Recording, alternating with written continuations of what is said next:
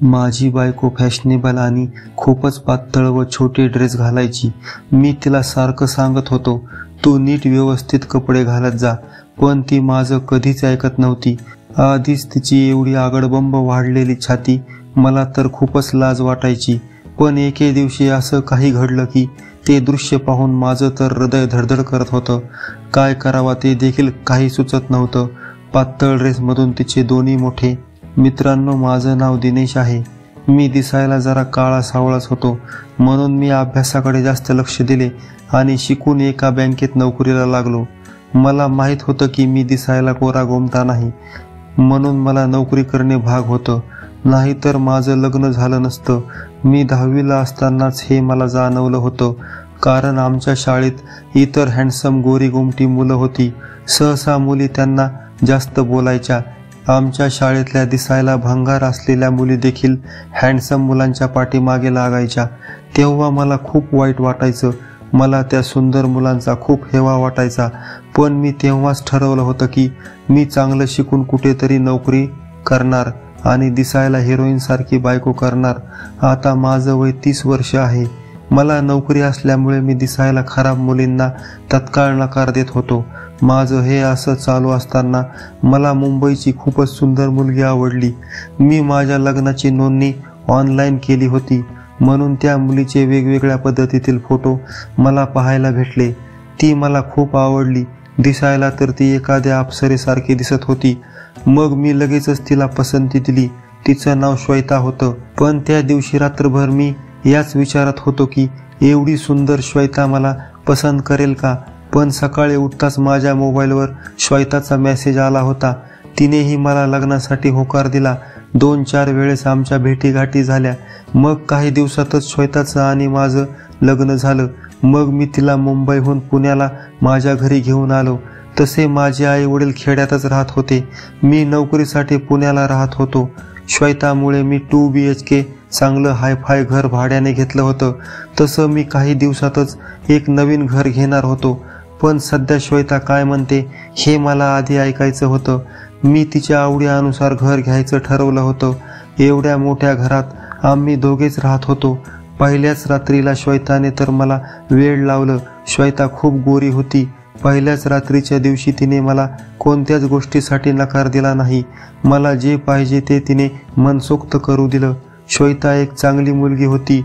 पहिल्या रात्रीलाच मला तिचं सर्व काही समजलं. मला तर वाटत होतं की एवढ्या सुंदर मुलीचे कित्येक बॉयफ्रेंड असतील, पण तसं काहीच नव्हतं. श्वेता खूप शृंगार करायची आणि टी-शर्ट आणि जीन्स पॅन्ट घालायची. कधी कधी तर जीन्स चड्डीच घालायची आणि वरून टी-शर्ट. घरात मला त्यामुळे खूप करमत असायचं. पण जेव्हा आम्ही दोघे जण बाहेर जात होतो तेव्हा मला तिने असे कपडे घातलेले आवडत नसायचे. मी कित्येक वेळेस तिला म्हणायचो की श्वेता, तू घरात काही नाही घातलं तरी चालेल, पण बाहेर जाताना चांगली साडी घालून येत जा. लोक तुझ्याकडे पाहतात ते मला आवडत नाही. त्यावर श्वेता म्हणायची की आपल्याला लोकांचं काय घेणं देणं, आपल्याला जसं राहायचं तसं राहायचं. लोक काय आपल्या आयुष्याला पुरत नसतात, ते फक्त हसतात. अशा लोकांमुळे आपण आपलं जगणं बदलायचं नसतं. कधी कधी तिने असं बोललेलं मला पटायचं, पण कुणीही एखाद्याने तिच्यावर वाईट नजर टाकली तर मला खूप राग येत होता. सोशल मीडियामुळे तर माझी बायको हळूहळू खूपच लहान कपडे घालू लागली होती. कधी कधी तर वाटायचं की तिने छातीला फक्त रुमालच गुंडाळला आहे की काय. जेव्हा तिचं लग्न झालं नव्हतं तेव्हा असे कपडे घातले तरी एवढा काही फरक पडत नव्हता. पण आता लग्न झाल्यापासून दिवसेंदिवस तिची छाती खूप मोठी वाढत चालली होती आणि ती तर छोटे कपडे घालत होती.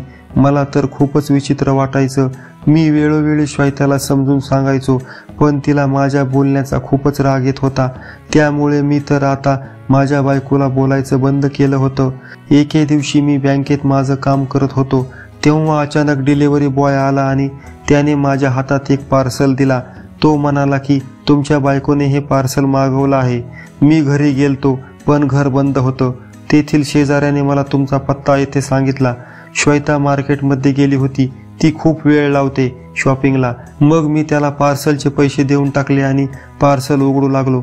मला वाटलं माझ्या बायकोने माझ्या वाढदिवसासाठी मला काहीतरी गिफ्ट दिलं असेल, पण जेव्हा मी ते पार्सल उघडून पाहिलं त्यामध्ये तर काहीतरी वेगळंच होतं.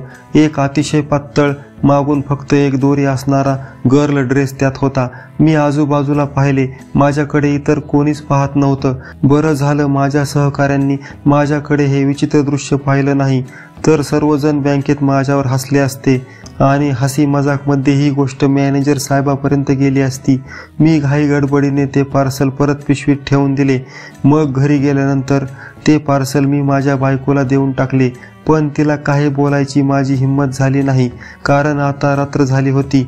मी रात्री तिला नाराज करू शकत नव्हतो, कारण आज माझा खूपच मूड होता. त्या दिवशी रात्रभर आम्ही दोघं झोपलो नाहीत. आम्ही तर रात्रभर खूप मजा करत बसलो. दुसऱ्या दिवशी तर बँकेला सुट्टी होती. रविवारची सुट्टी असल्यामुळे आम्ही दोघं नवरा बायकोने कुठेतरी फिरायला जायचा प्लॅन केला होता. रात्रभर जागल्यामुळे आम्ही दोघंजण दिवसा 11 नंतर झोपेतून उठलो होतो. आमच्या दोघांना खूपच भूक लागली होती. लवकरच तयार होऊन आम्ही हॉटेलवर जेवण करण्यासाठी जायचं ठरवलं. त्यानंतर पुण्याच्या खडकवासच्या तलावावर आम्हाला थोडा वेळ फिरायला जायचं होतं. मी तयार होऊन तासभर झालं.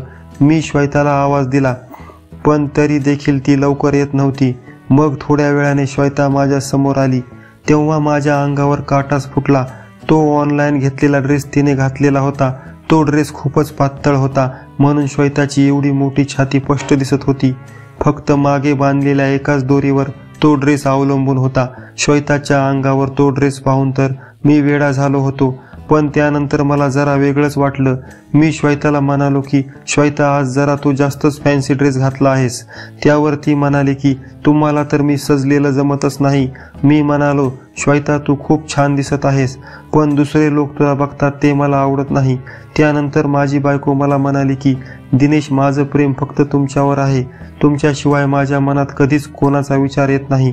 मी असे फॅशनेबल ड्रेस घालते ते लोकांना दाखवण्यासाठी नाही. मला अशा ड्रेसबद्दल खूप आवड आहे.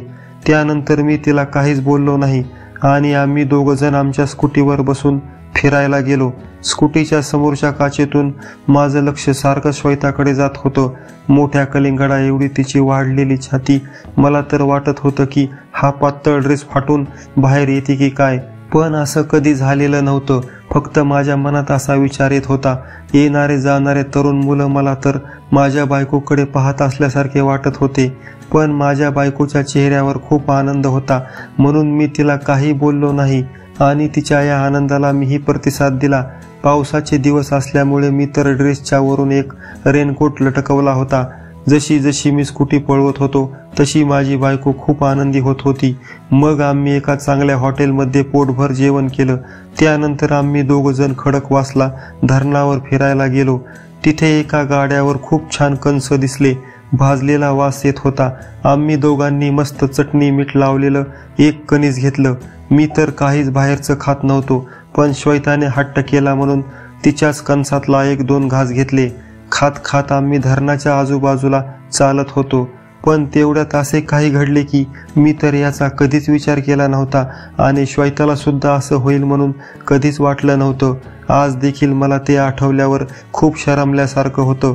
अचानकच श्वेताला त्या मसालेदार कणसामुळे खूप जोराचा ठसका लागला आणि तेवढ्यात तिच्या फॅन्सी ड्रेसचा दोरा तुटला आणि चक्क अंगावरचा ड्रेस तुटून खाली पडला.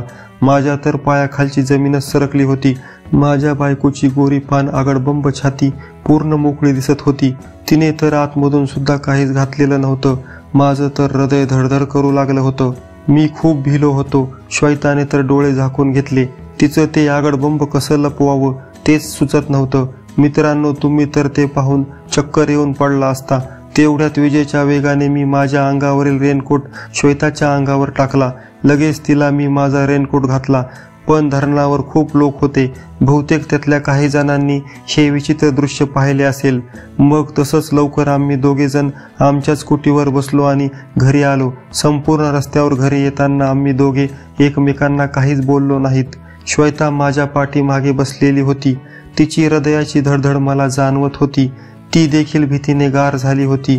घरी आल्यानंतर श्वेता माझ्या गळ्यात पडली आणि मोठमोठ्याने रडू लागली. मीही तिला घट्ट मिठी मारली आणि म्हणालो की पिल्लू, रडायला काय झालं आहे? जे झालं ते चुकून घडलं आहे, त्यात कोणाची चूक नाही. मग माझी बायको जवळजवळ तासभर खूप रडली आणि म्हणाली, दिनेश, इथून पुढे मी कधीच असे फॅन्सी ड्रेस घालणार नाही. इथून पुढे मी साडीच घालेल. इथून पुढे मी तुम्हाला आवडेल तसंच राहील. दिनेश, मला माफ करा, मी तुमचं ऐकलं नाही. तुम्ही कित्येक वेळेस मला सांगत होता की श्वेता, संपूर्ण कपडे घालत जा, असे अर्धे फॅन्सी कपडे घालत जाऊ नकोस. पण मी तुमचं ऐकलं नाही. त्याचीच ही शिक्षा मला भेटली. मला सुद्धा श्वेताचा खूप राग आला होता, पण मी तिला काही बोललो नाही, कारण मला माहीत होतं की श्वेताला यावेळी माझ्या आधाराची गरज आहे. तिच्याकडून ही खूप मोठी चूक घडली होती, पण ती मला झाकून घ्यावा लागणार होती, कारण मी काही अजून बोललो असतो तर तिला जास्तच टेन्शन आलं असतं. आज तर आमची चांगलीच फजिती झाली होती, चांगलंच प्रदर्शन झालं होतं. मला तर वाटत होतं की त्या धरणावर एखादा जवळचा नातेवाईक असता तर काय झालं असतं, किंवा कोणी ओळखीच्याने पाहिलं तर नसेल ना. पण मी असं श्वेतासमोर बोललो नाही. त्या दिवसापासून माझी बायको दररोज साडी आणि चांगला फुल ब्लाऊज घालू लागली. पूर्वीपेक्षा माझी बायको साडीवर खूपच सुंदर दिसू लागली होती. आता ती मी बोललेलं आणि तिला मी सांगितलेलं सर्व काही ऐकू लागली होती. पण एवढं सगळं चांगलं होण्यासाठी मला आणि माझ्या बायकोला खूप मोठी किंमत चुकवावी लागली होती. मित्रांनो, आपलं सौंदर्य कपड्यात नसून आपल्या स्वभावात असतं. कमी कपडे घालून सौंदर्य दिसत नसतं. समाजात आपली मान प्रतिष्ठा हे देखील एक सौंदर्यच आहे. माझ्या मित्र आणि मैत्रिणींनो, तुम्हाला ही कथा कशी वाटली? तुम्हाला ही कथा आवडली तर आमच्या व्हिडिओला लाईक करा, शेअर करा आणि या चॅनलला सबस्क्राईब करा. धन्यवाद मित्रांनो.